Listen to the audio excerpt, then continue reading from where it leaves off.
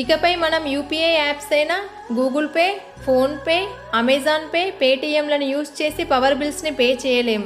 ఎందుకంటే TGSPDCL and ఏపీఎస్పీడీసీఎల్లు తమ కస్టమర్స్ని మంత్లీ పవర్ బిల్ పే చేయడానికి పవర్ యూటిలిటీ యొక్క అఫీషియల్ వెబ్సైట్ ఆర్ అఫీషియల్ యాప్స్ని యూజ్ చేసి పే చేయాలని కోరాయి.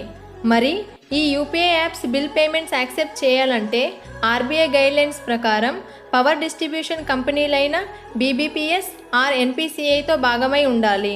బీబీపీఎస్ ప్రకారం మన దేశంలో కేవలం 94 పవర్ యూటిలిటీస్ మాత్రమే ఈ పేమెంట్ సిస్టంతో లింకప్ అయి ఉన్నాయి. మన 2 తెలుగు రాష్ట్రాలు బీబీపీఎస్తో కానీ ఎన్పీసీఐతో కానీ లింకప్ అయి లేనందున మనకు ఈ రిస్ట్రిక్షన్స్ వర్తిస్తున్నాయి. ఇప్పుడు ఈ అఫీషియల్ వెబ్సైట్స్ ఆర్ యాప్స్తో బిల్ పేమెంట్ చేసేటప్పుడు ఈ యూపీఐ సర్వీసెస్ యూస్ చేసుకోవచ్చు, కానీ డైరెక్ట్గా యూపీఐ యాప్స్తో బిల్ పేమెంట్ చేయలేం. వీడియో ఇన్ఫర్మేటివ్ అనిపిస్తే ఒక్క లైక్ చేయండి.